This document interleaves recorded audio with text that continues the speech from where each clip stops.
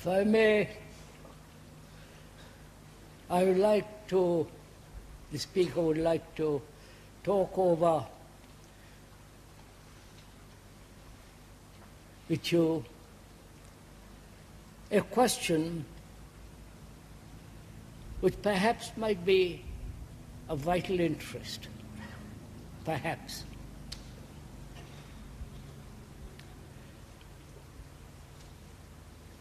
Why is it, this is a question mark, not the cause.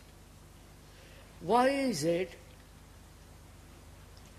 that two people are not able to think together?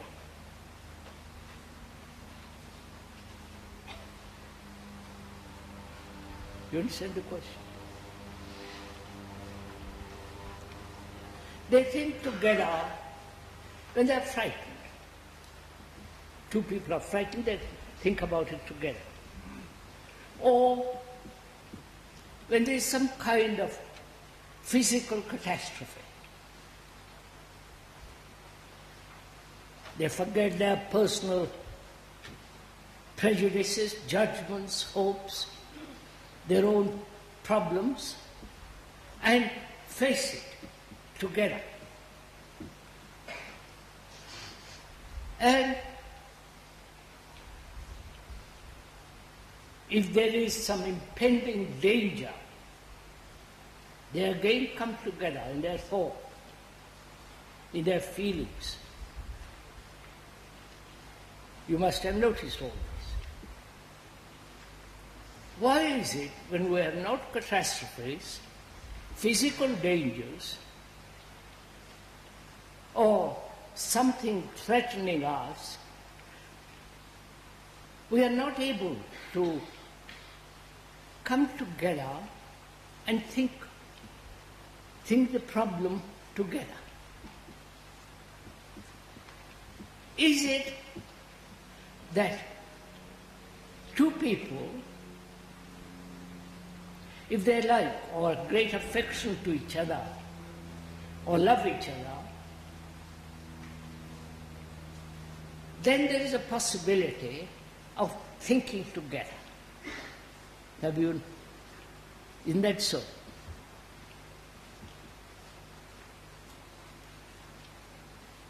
Can we this morning spend a little time on this question? Perhaps this will help us to understand the confusion and the misery of our daily life. Because we are not been able so far in all these discussions and talks have met actually together.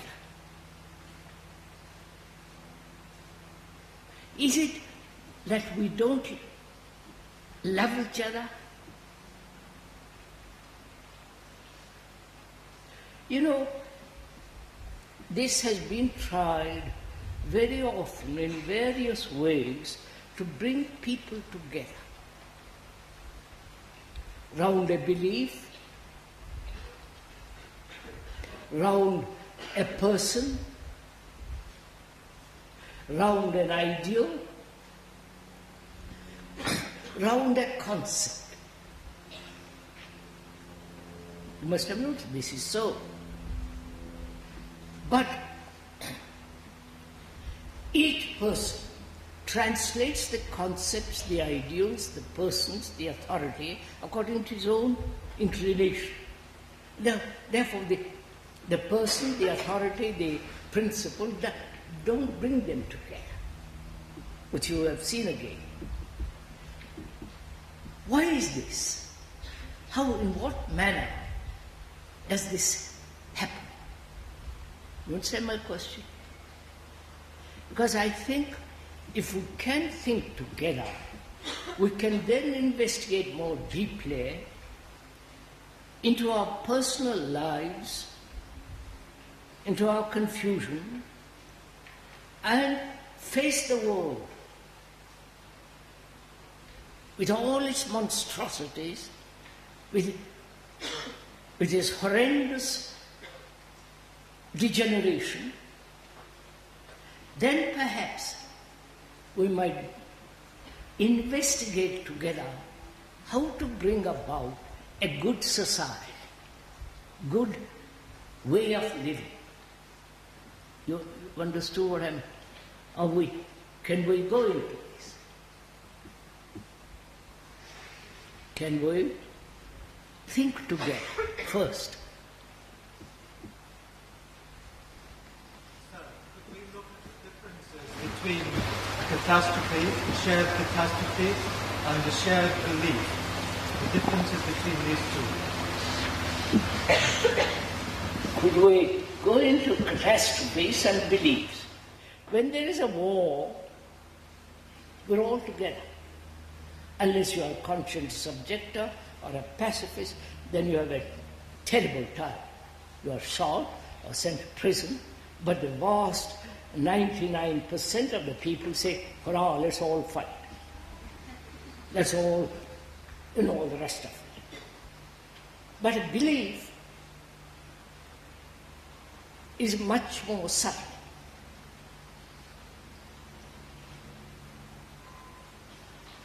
You may believe in God or in Jesus or Christ, whatever it is, but each one translates that belief in his own way, in his own pattern, according to his own experience.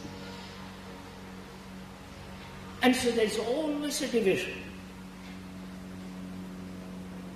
Even if you follow somebody whose authority you accept, again there is division between people. You've seen this all over the world. So we are asking, is it possible to think together without authority, without a belief, without a crisis? The world is in a crisis, isn't it? But putting all that aside, can we, you and the speaker, think together? What we mean by thinking together, meet at the same point.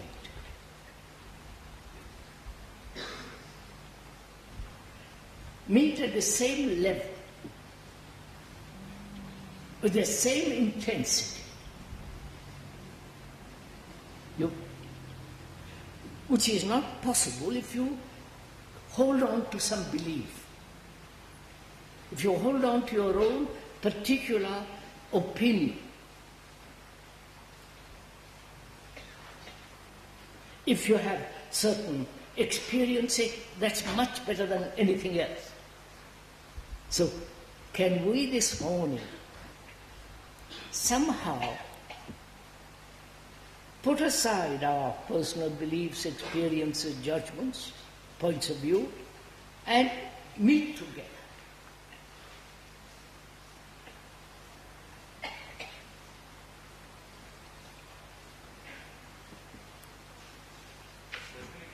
The same openness on both sides.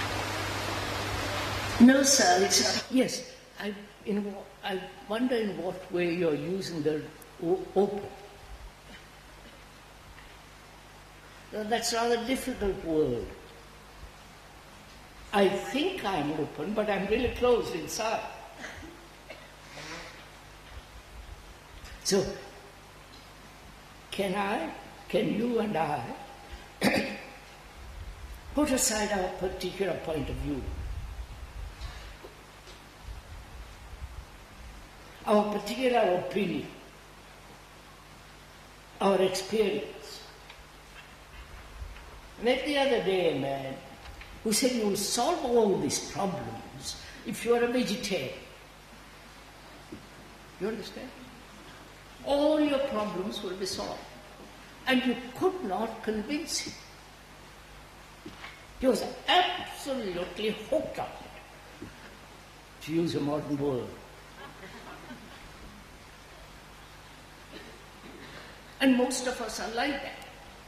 Only it isn't vegetarian or bananas or something else, but our own deep conclusions which we have come to for various reasons. Can we let all that, at least this morning, set aside and meet together? Do you understand my question? Can we do it?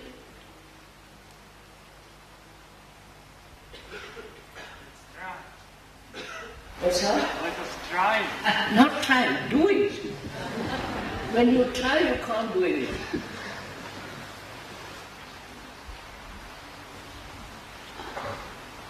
I don't say I tried to climb the mountain, I climbed the mountain.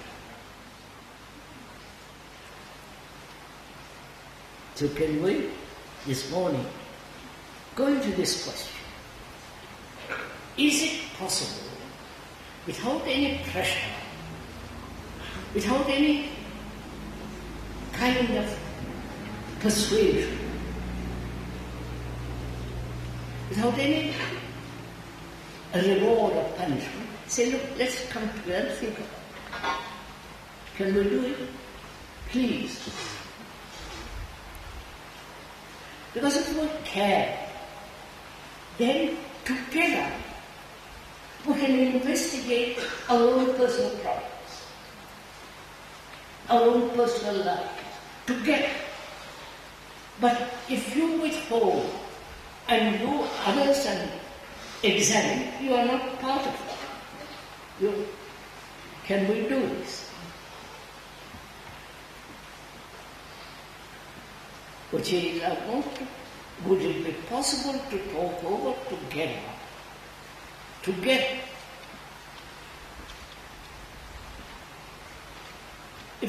Whether it is possible to bring about a good society.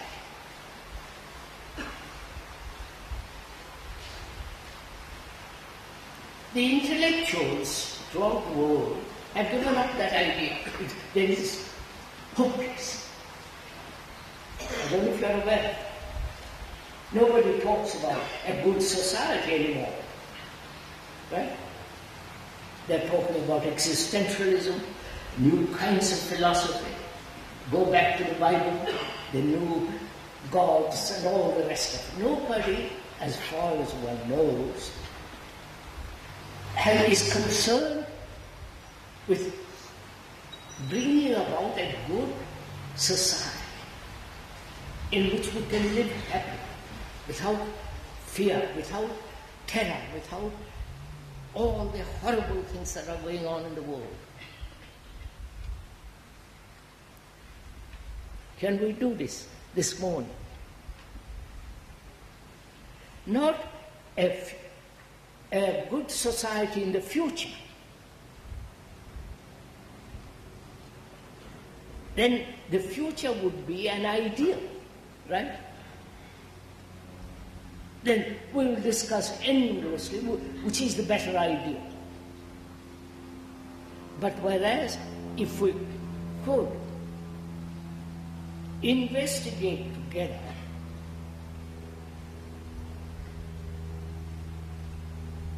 whether human beings, you and the others, can we live a good life, not in the future now. Do you understand my question? Please this is very important. Because around us, morally, physically, intellectually, there's a disintegration. You must have observed this. And any serious person, be concerned with all this, he must demand, not only of himself, but of others, whether it is possible to live a good life and therefore bring about a good society. You have understood what? Now, let's begin. What means a good life, good society? What is? What means a good life? We're going, you see? Now, you've already gone away. We'll find out what is the good life if we are able to think together. Right? If I define or describe what's a good life, then you will disagree and I will disagree, or somebody else disagree. Or say that's not good enough, we must add a little more to it. And we should be wandering off. Right? That's simple. The moment, Father Mary. To share your being is what you mean.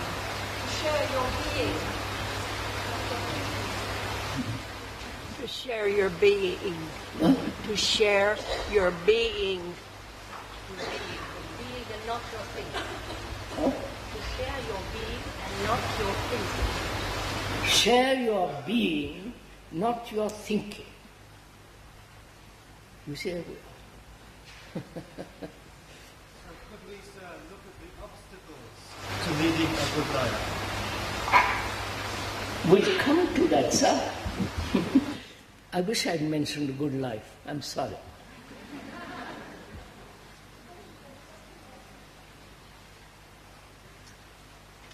Or a good society. Let's leave that for the moment. Let's find out whether we can think together.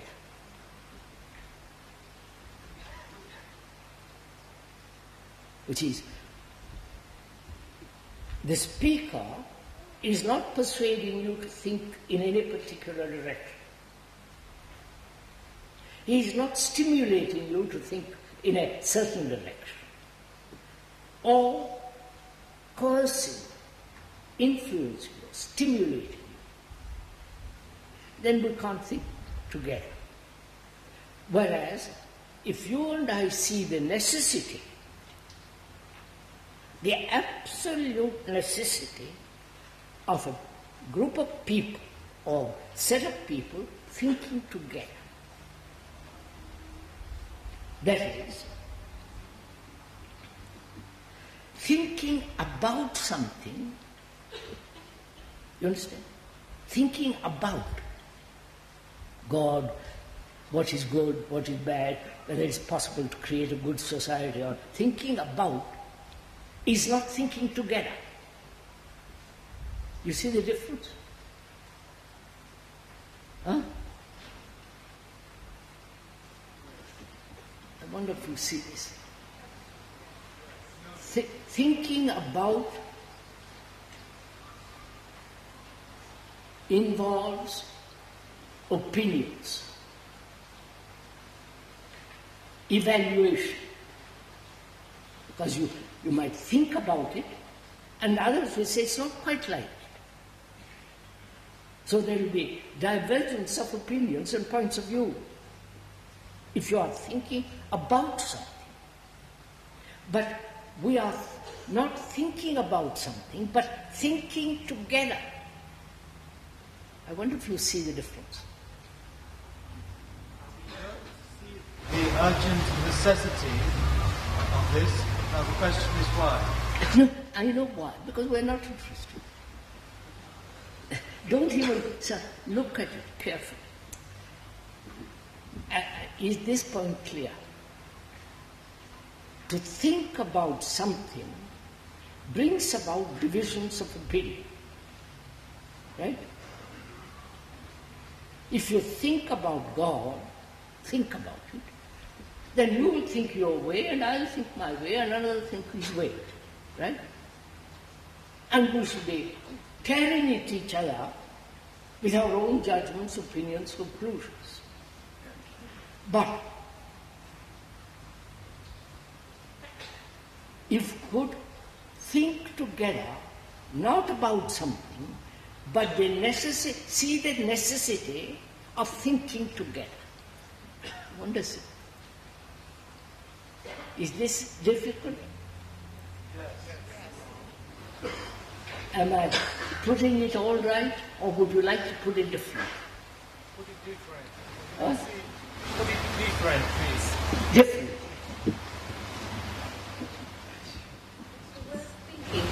Investigating together. Also, Is it investigating together? before you investigate together, you must think together. What? Thinking that seems to be coming from thought that is that I don't quite follow it, madam. It's a word, thinking. that seems to be the barrier.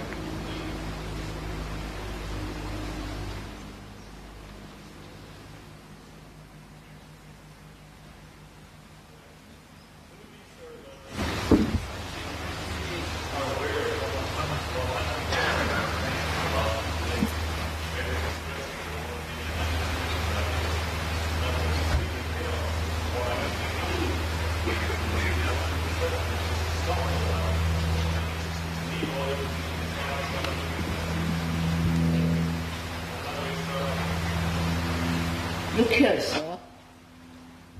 If you and the speaker loved each other, loved in quotes, we'd be thinking to them, wouldn't we?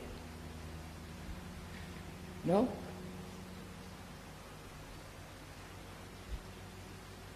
What do you say? The problem, sir, is that we don't love each other. Yes, sir. Just a minute, sir, please. Let us consider this.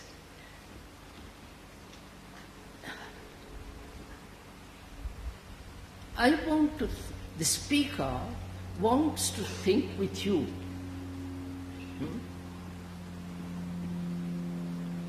He says, if I could think with you, the thinking is common. But if you and I were thinking together about something, it is not common. You understand? This is clear, isn't it? It's clear, but existe, Parla. excuse me, parlo in italiano. Esiste un pensare senza che ci sia un soggetto del pensiero Yes. e nemmeno un oggetto del See, pensiero. the friend says, is it possible to think without the object and the subject? Which means, can you think without those two? As of course you can. You're missing. You see how difficult it is to be able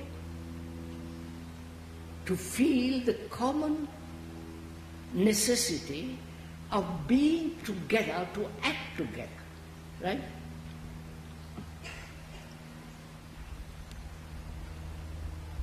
Won't somebody help me? When we think together, when you and I think together, it doesn't matter whose thought it is. It's that we both are enjoying, or the thought comes first. It doesn't matter if it's my thought or your thought. Is that it?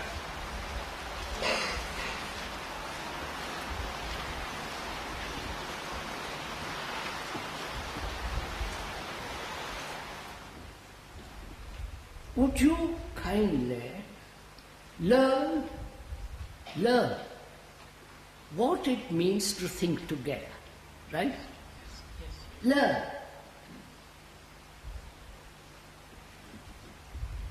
We have discussed about listening, the art of listening, the art of seeing, the art of learning, and now we're going to learn together about the art of thinking together, right? Yes. Could we do that? At least learn, not object, not project. You don't know what it is to think together.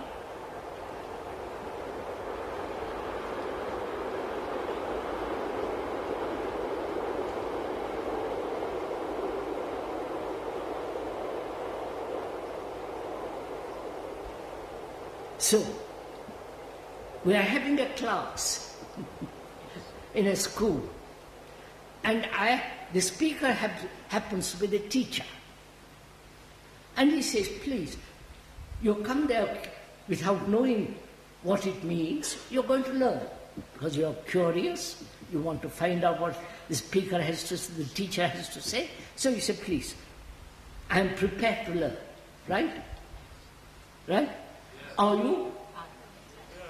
Just wait, keep it to that, at that very, very simple level.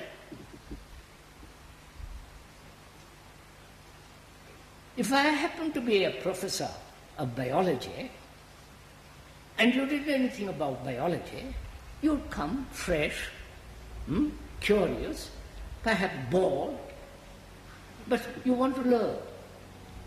Because if you learn, you'll pass the exam, get a job, and so on. So you're forced to listen. Right? But here, we are not forcing. We are together trying to find out what it means to think together. And the speaker, unfortunately, is the professor, and you are the students. Are we in that relationship? Which is, the professor is not authoritarian, he wants to teach. And you are the students about physics, mathematics, whatever it is. So you don't know, but you're going to learn. Right? So let's start from that. You don't know. So you can't say, what do you mean by that? What do you mean by this? Is it so? Why? Because you don't know biology. Right? So you're prepared to listen. Right? So we are in that position, are we? Yes. Huh? Yes, please go. No, please. Don't assume it. Don't pretend. Don't put on a mask. We are in that position. If we are in that position,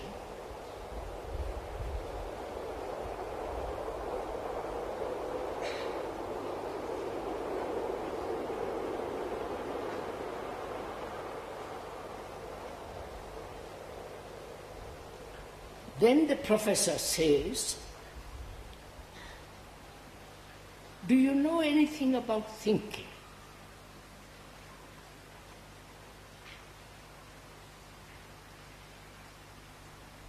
The Western thinking and the Oriental thinking.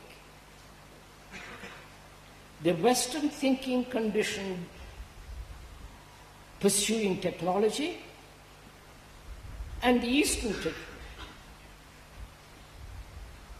thought doesn't know what it is pursuing. Right? There's the Western thinking and Eastern thinking. The world has been divided that way. Right? You are learning. And he said that division is wrong. There is only thinking, which is neither East nor West. Thinking in the West has pursued a certain line. In the East, mainly in India, and therefore spreading over Asia, it has pursued in a different direction. But the source of the river is the same, taking two branches, which is thinking. Right? Is that clear? Right? And you are Western. And the speaker is neither Eastern nor Western. That's very important.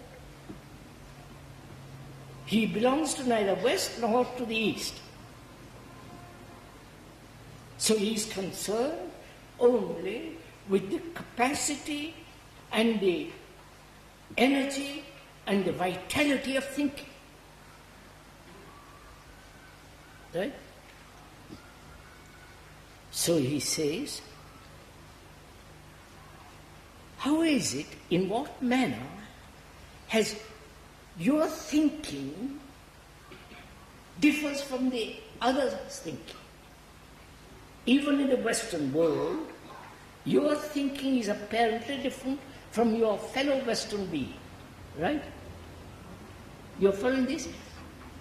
Right? Now you ask a question which you must answer.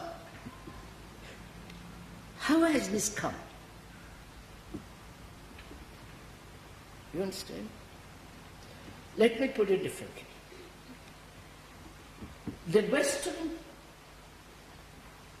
technology, Western outlook, Western culture, Western philosophy, Western religion is based essentially on the Greek.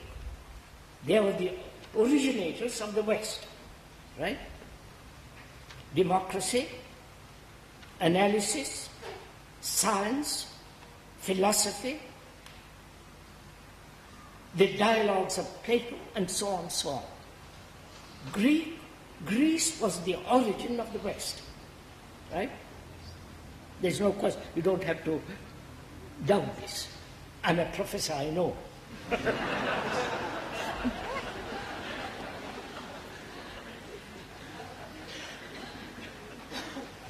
I'm glad we can laugh.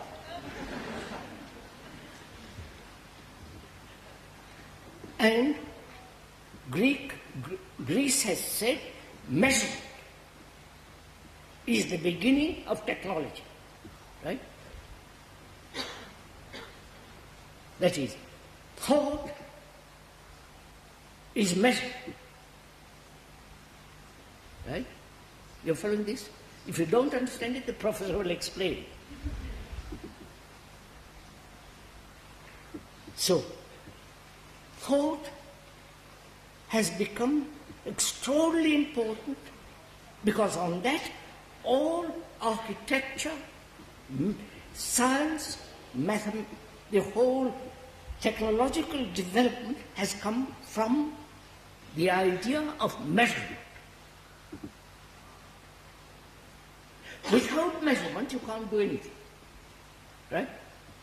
You can't build a bridge, you can't build a boat, you can't submarine, and so on, so on, so on. Right? You're taking notes, or taking. And the East has said measurement is necessary, but through measurement you can't find the immeasurable. You're following on that? So they said, thought, though it's necessary, is bound by time, the past, present, and the future, which is time, and that process of thinking will never find that which is inexhaustible, immeasurable, timeless. Right? So these are the two movements in the world. You're following all this? Or getting bored? Because you're going to have an examination at the end of it.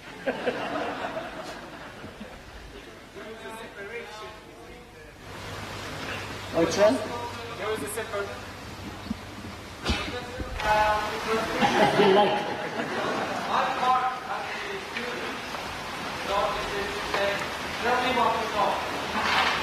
Tell me what you know. My part as a student is to say, tell me what you know. As a student, I don't ask what you know. I am thinking what I know. My part Huh? in the teacher-pupil relationship is to ask or to want, tell me what you know. Yes? Does it happen that you keep something back? Are there secrets, or are you, as a person, totally available? Are you holding back something? Keeping a secret. Huh? Are you, as a teacher, keeping something back? No. Having a secret? I am not. I am a professor of mathematics. I am not keeping anything back. We are not talking about life, sir, not mathematics.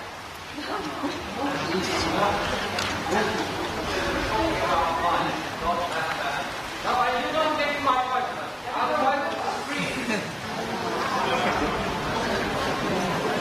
As you talk here, I'm going to get to it. My part in this day, if you are the professor, is to ask you, tell me what you know. I am telling you, sir. That's not my question. I My part in this day. am telling you, sir.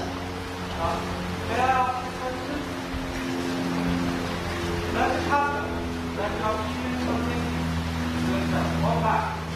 Something back? Are you keeping something back? Does it happen? And if you are you totally available? If I am not keeping anything back, am I available for what? Do you keep any secrets? I said, look, I've just told you I'm not. Now you're really acting. I think you're acting. You're not making any sense. Would you please sit down? No, you don't want to listen now.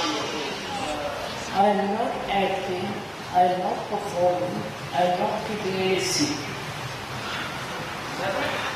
What? Of course not. I said I have no secrets. It's not never or now. I have no secrets. Why do you have to involve all the time about thoughts and the limitations of the technical? I can do it. If you have something to say, it's a starting point is otherness. Then why can't you talk about the otherness? I see what you're saying. The gentleman has read something which I wrote.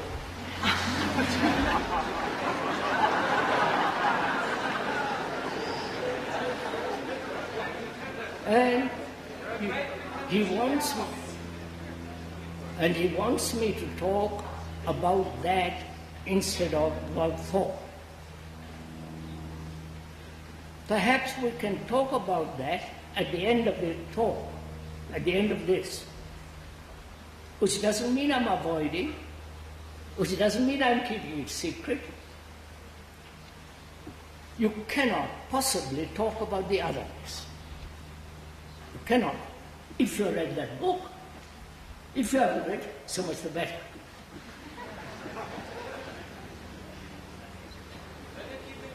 Sir, please, sir, I've explained to you very carefully. I'm not keeping anything back. I'm approachable, as you say, and so on. You see, this what?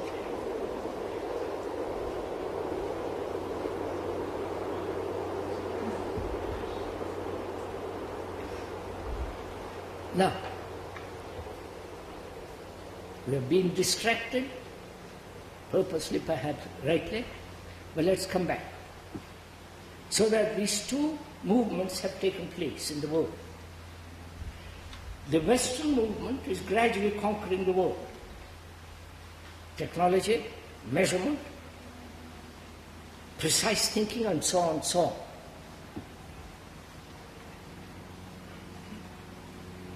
And do our thoughts measure, equal? You understand my question? No, you don't.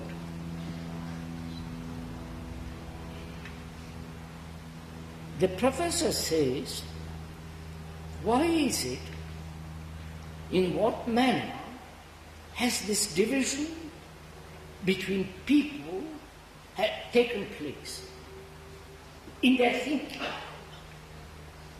Is it education? You follow? Is it one group of people go from public school to college to university and a good job, and therefore their thinking is different from the man who has not been educated so well, who labors,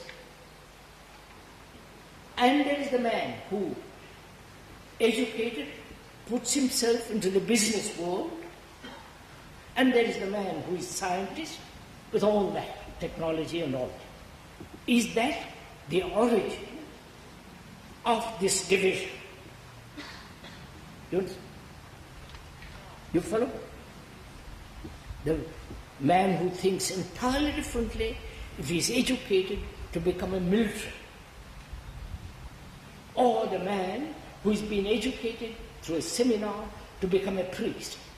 His thinking is different from the businessman, from the scientist, and so on, so on, so on. Is this the origin of this breaking up of thinking? You understand? Every one of us is another kind of measurement. What's that? You want to say that in this world, every one of us is another kind of measurement? Yes, partly. So I say, is that the reason why you and the professor can't think together? Because you are trained to think in one way, business, scientist, philosopher, or technician, and therefore we're all thinking differently. But the professor says, please, let us think together, not according to your way, or my way, or the scientist's way, but together. Huh? We have to be all re-educated in exactly the same way. We have to? No. That would imply we have to all be re-educated in exactly the same way. No. No, sir. Suppose the professor has been educated in mathematics, and you come along and say, let us think together. It doesn't mean I drop my mathematics. I put it aside and see if I can think with you. Thinking together does not mean uniformity. Right?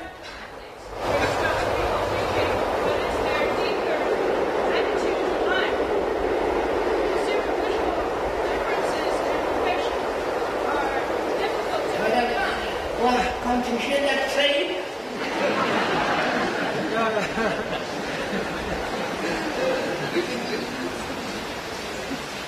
What will you say?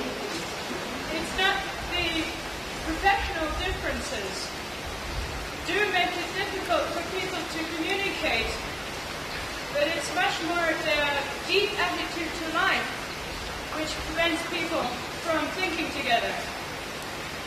Madam, when you have learned all the professor has to say at the end of the class, you can ask him questions.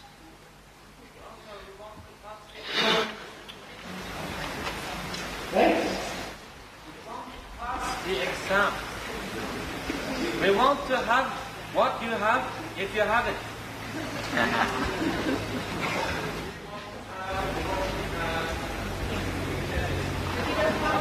If you have it. If you want to get what you think I have, then one has to be silent.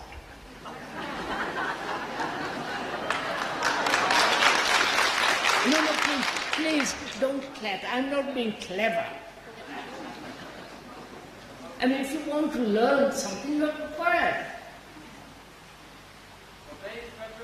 If you want to learn how to play the violin, you have to watch the You have to follow the teacher, the violinist, who says put your finger there, practice, so on. But you are not doing that.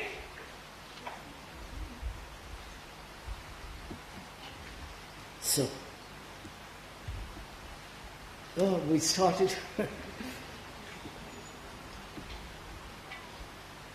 So the thinking together does not imply conformity. Right? Thinking together does not mean that you subject your own selves, put aside and copy somebody. Right? You understand, sir? We are learning to find out how to think together. Which doesn't mean that we lose our whatever we lose. Right? Can we proceed from there? So, thinking together, the professor says, implies that you and the professor, who has studied Aristotle, all the dialogues of various people, I have not, fortunately, the professor has studied all this. He says, I will put aside my learning, all that I have acquired, and you also put aside your learning, and let's meet. That's all he's saying. Right? Can you do that? The problem, sir, is putting it aside. What? The problem is putting it aside. All right, the problem is putting aside. So could we possibly keep on with the how of putting it aside? Could we look at how we put it aside? Yes. And continue, All right, sir. like a dog with a bone. Yes. And don't let us leave from that point. Thank you. Just let us not leave that point. I won't leave that point. You are a student, I'm a professor. I'll right to answer it.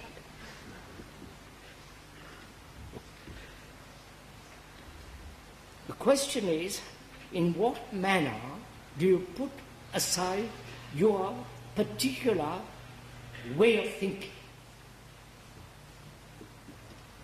But first you know your particular way of thinking. Right? Do you?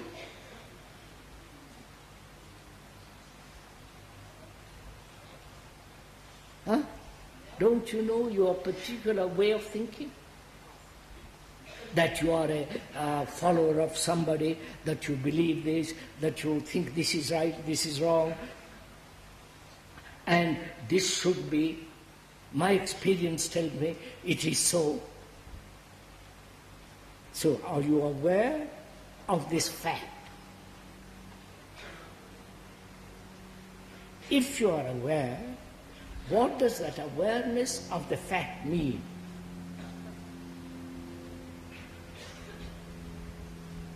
When you are aware of the fact that you have your own particular opinion and you are aware of it, what do we mean by being aware of your opinion?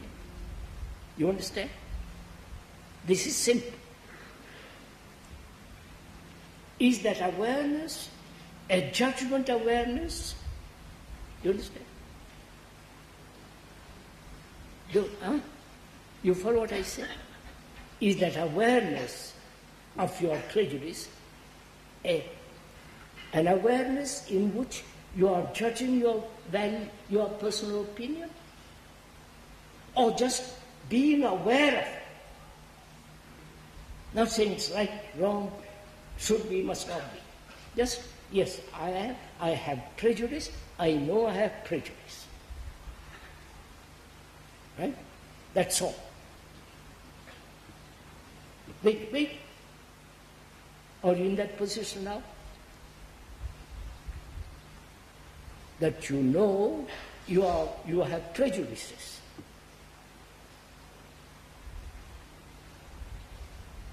Right? then why do you have these prejudices? Is it your family, your education, your desire for security in a belief, in a point of view? Right? You're following on this? Or, you're going to have an examination at the end. So, are you aware of it that way?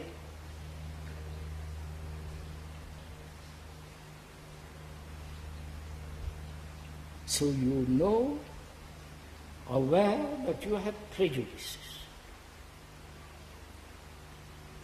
Sir, but mostly the concrete prejudice itself is subconscious. Mostly the concrete prejudice itself is subconscious. I think we said most of our thinking is unconscious. Yes, sir, but I'm making it conscious now.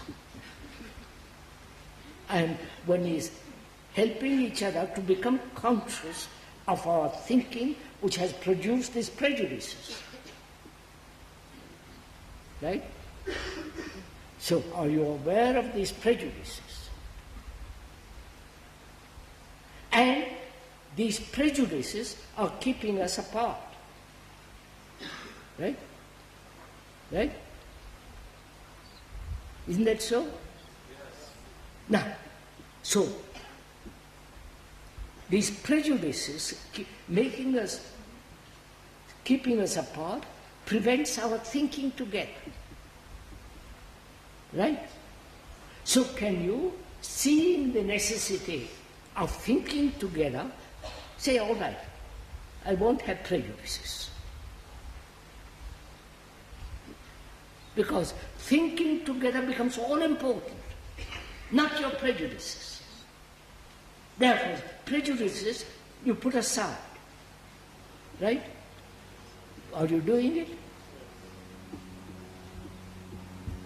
Sir, my prejudice is that I feel that you pretend.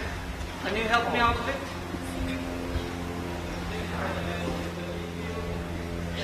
What?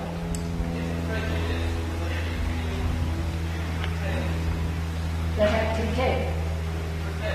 I pretend. Can you help me out of it? Can you help me out of it? Oh? Can you help me with this thought? That I pretend.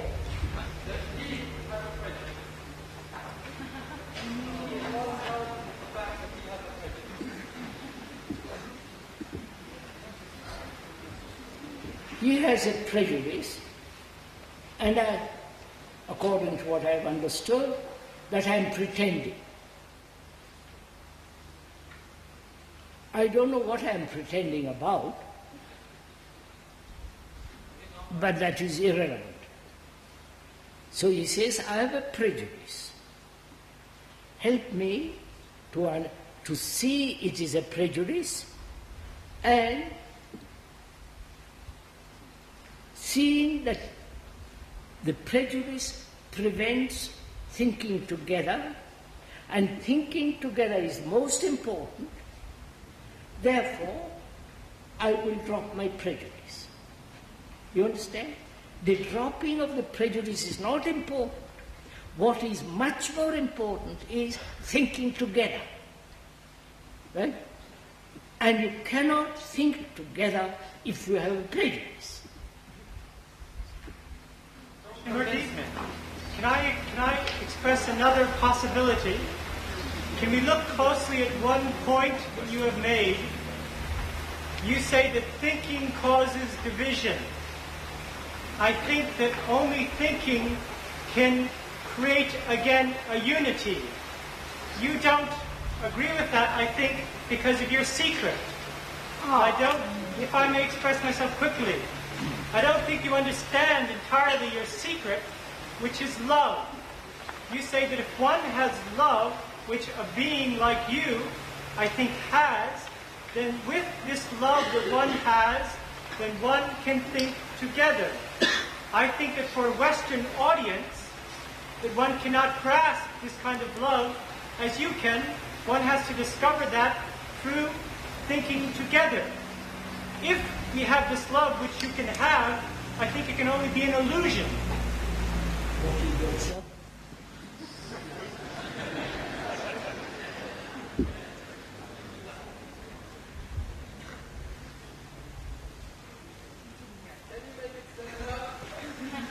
It's very complicated. So, he says that the Western mind is capable of loving and must think first before arriving at love. He says that you are able to think together because you are able to love. He says that he is Western, therefore he cannot love. He must think together first. Not exactly, but continue. I tried my best. Thank you.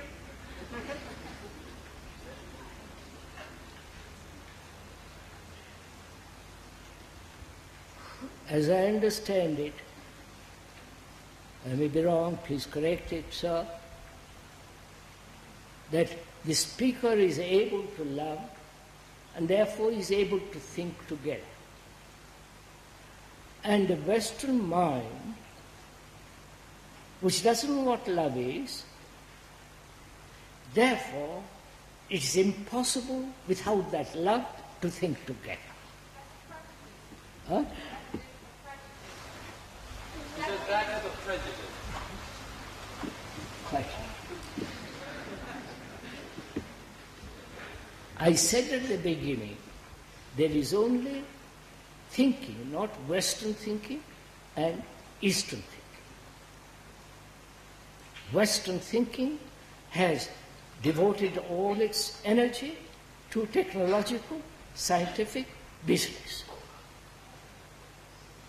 And the Eastern mind say, through thinking, measurement, you cannot come upon that state which is immeasurable.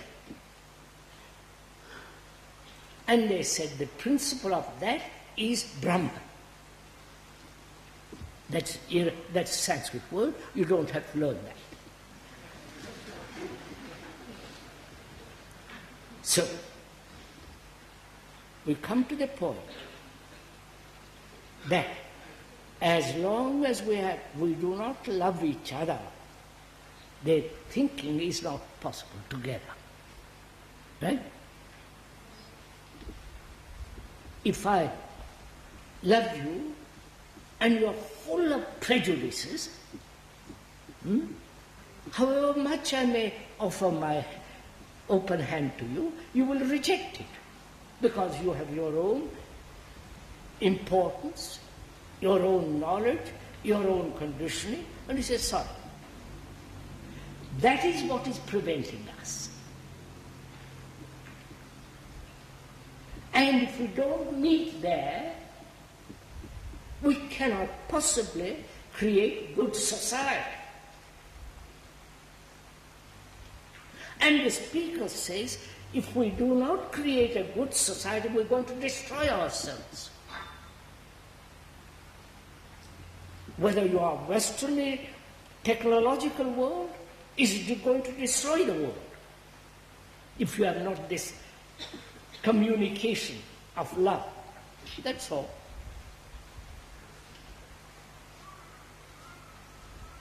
Now, can you, after listening to all this, naturally put aside your prejudice?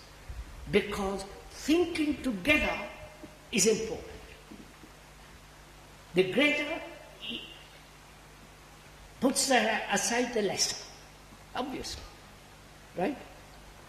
Can you do it? Is your interest, does your interest lie in bringing about a good society? Knowing the whole intellectual, religious organizations, intellectual philosophy denied all this. You understand? Society, we have to understand what you say, and I feel that there is no understanding between you and I.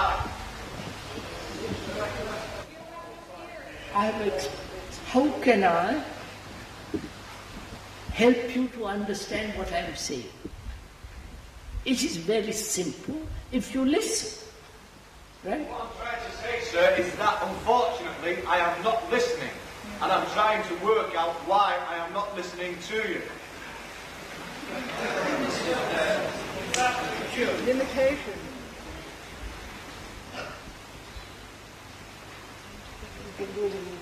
Look, let me put it this way.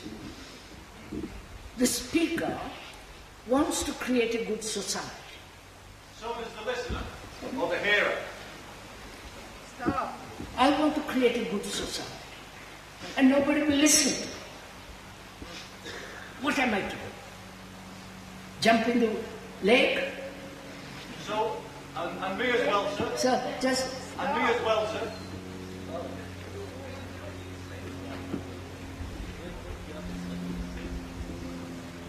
Good society is not somewhere in the future. Right? It must be a good society now because I'm living it here. I want to live peacefully, without danger, without terrorism, without being kidnapped, without being bombed. Go ahead. There can't be any desire in that.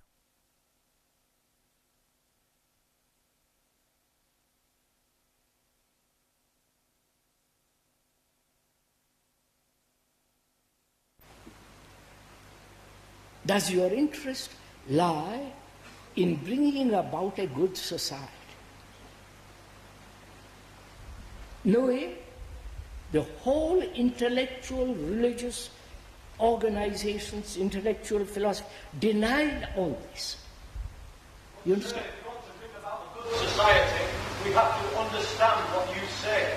And I feel that there is no understanding between you and I. How can I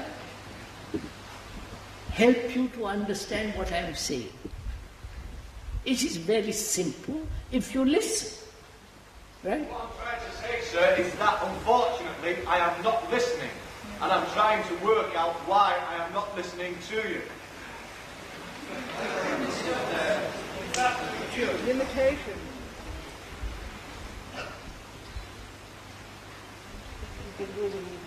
Look, let me put it this way. The speaker wants to create a good society. So does the listener, or the hearer. Stop. I want to create a good society. And nobody will listen to me. What am I to do? Jump in the lake? So, and me as well, sir. Sir, just... And me as well, sir.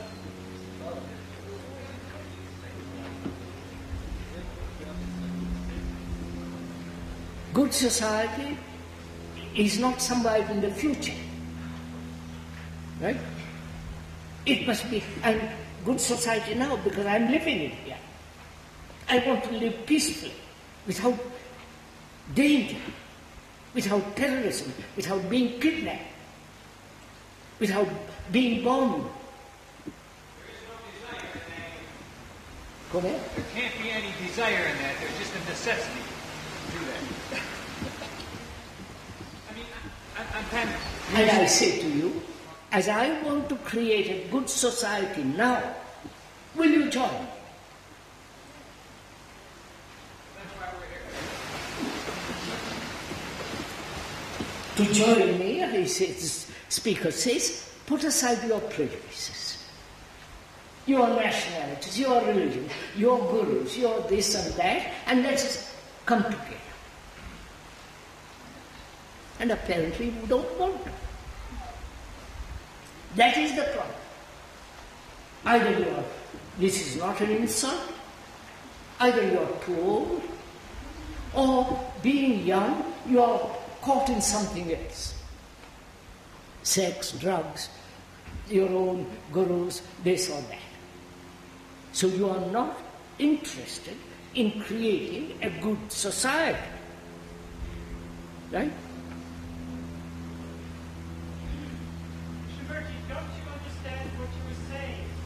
You're saying what we all feel. We want to create a good society. You are saying we can only create a good society if we think together. You are saying we only can think together if we have love.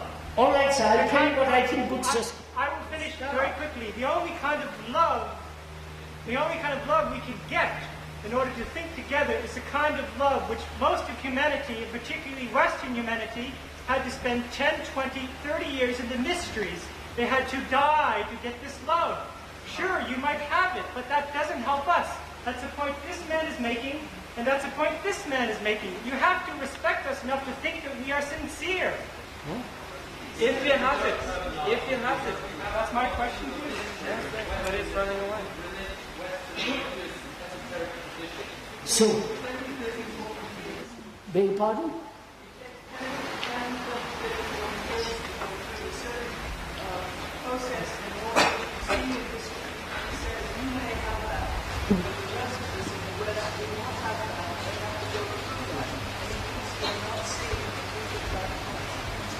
That love does not just come for you, perhaps, but we have to die to that. I don't think you can understand that. It's a process of consciousness. I understand it, sir. I understand. What's that? We need time, 20, 30, 40 years to go through a process of dying. And we haven't done that.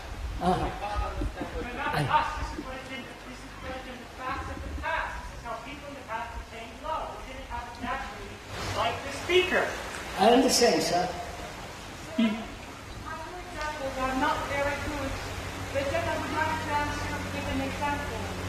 I feel we all came here to learn the new language, and I would like all of us to be like newborn babies, without any prejudice, without any other mistake. We don't want to learn that language.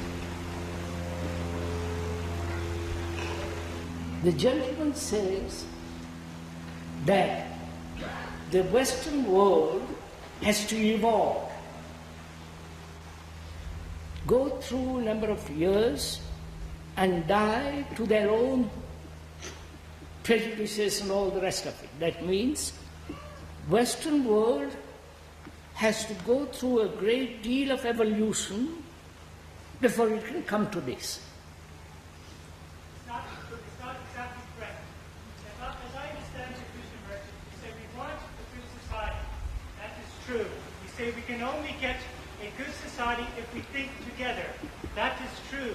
You posit as the only way that we can think together is if we have love. I am saying that what I don't think you can understand, what is your secret, is that you may have this love.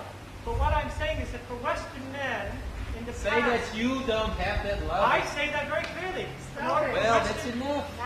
I want to hear you. In order for Western men Sir, to die... I understand, sir, I understand. One moment. I understand. You are saying Western man must be this and this. And so you are saying you represent the Western man. Right? Are you the Western man which represents the whole of the West? No, I'm saying in general that is a common sense fact. Of course, there are exceptions. There will always be an exception. Can we, sir, Yourself. if I may I'm not most, interested in talking about myself. if I may most respectfully point out, can you drop that conclusion? If you would like, I shall. Continue. What? If you like, I shall. Continue. It is not what I like, sir.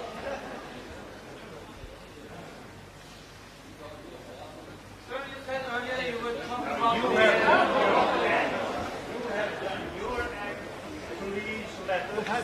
said earlier that you were speaking about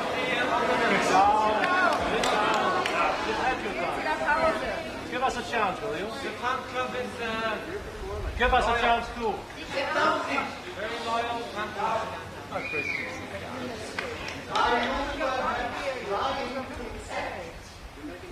What are you doing? We're all out. You're performing. Now, Why is any act better than any other act? My act is angry. I'm a very loyal fan club. You are the best. Are we in Parliament?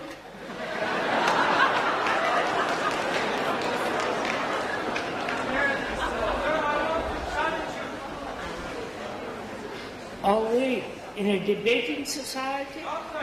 Sir, please, sir, would you mind sit down? Hold on. I'm very serious. I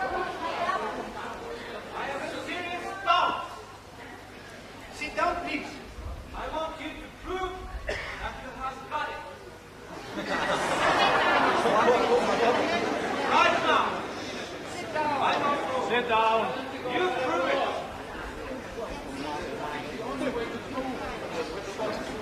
You say is to find it out in myself. Sit down. What is your question?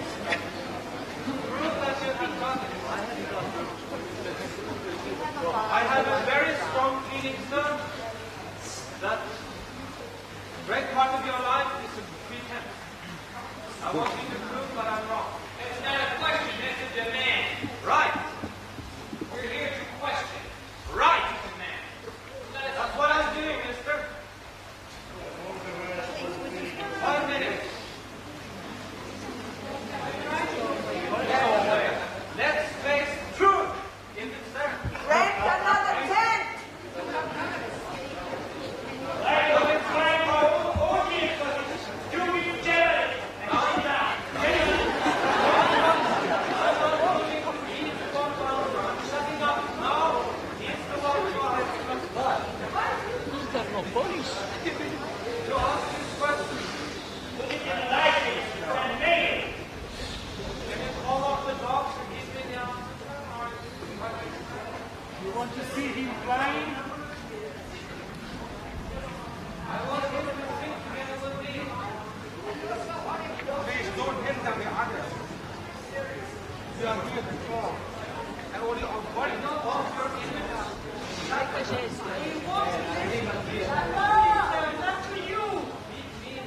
All right, sir.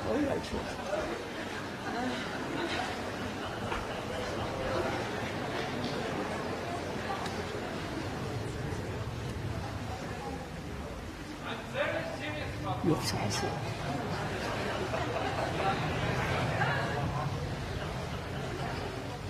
Does everybody who wants to say something say it so we can listen to Mr. Birdie now?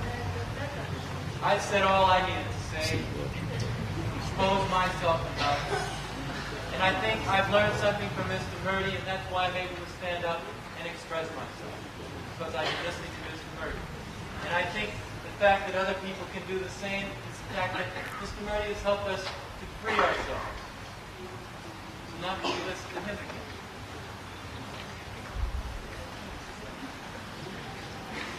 I hope you're all having a lovely time.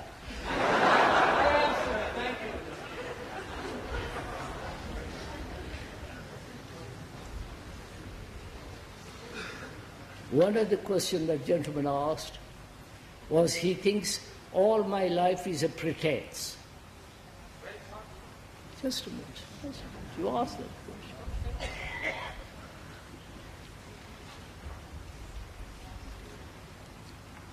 I don't see how I can answer that question.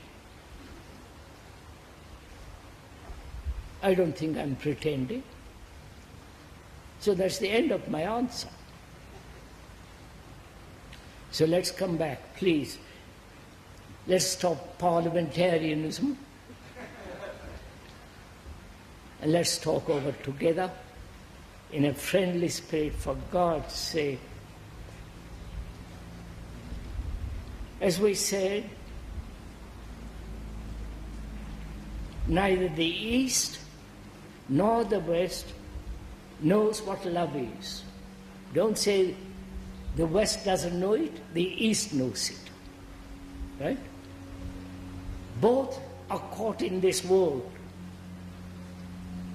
Both have to live in this world. Both have to live in this earth, which is theirs. The earth is not west or east. Right?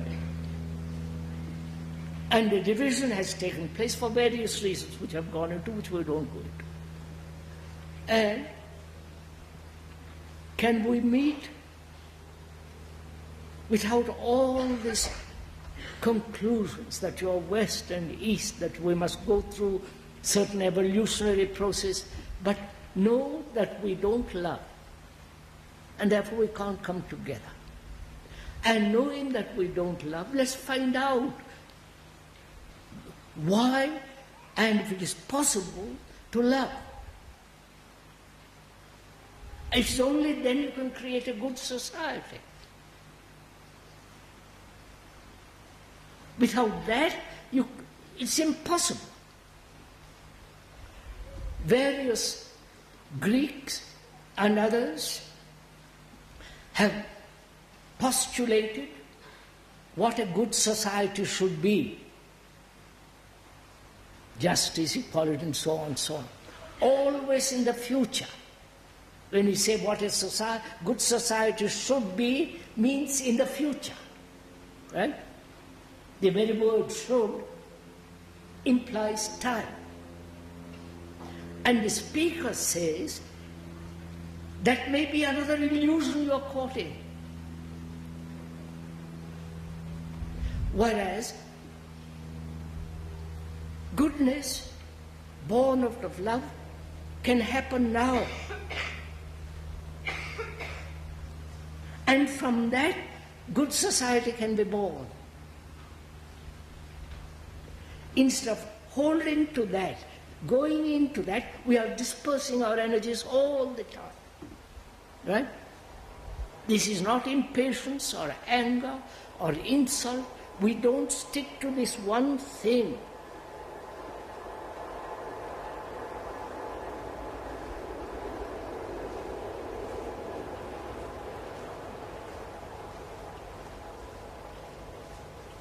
So we come to the point,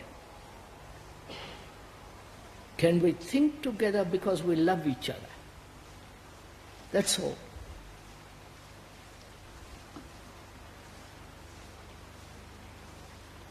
Do you love anything? Your children? Your husband, your girl, your boy, your wife? Do you love them? Or is it me always the first and you the second? You understand? And where there is this division, me first and you second, will never produce a good society. And therefore, good society can only come if you are good. Which means you don't belong to any category of religions, of knowledge, of conclusions. You say, look, I want to find a good, I want to become a good man. You don't talk. Please, you understand now? Will you do it? We've had 7 talks, and this is the 5th discussion, and the last. If you observe, what have you learned from all this? 7 talks and 5 discussions. What is the treasure or hot air that you're going to carry out when you leave here? You understand? Have you found a jewel, imperishable jewel, and so you can go out with it? Or you're going away with a lot of words? You understand my question, sir? So, the professor at the end of the talk says, what have you learned?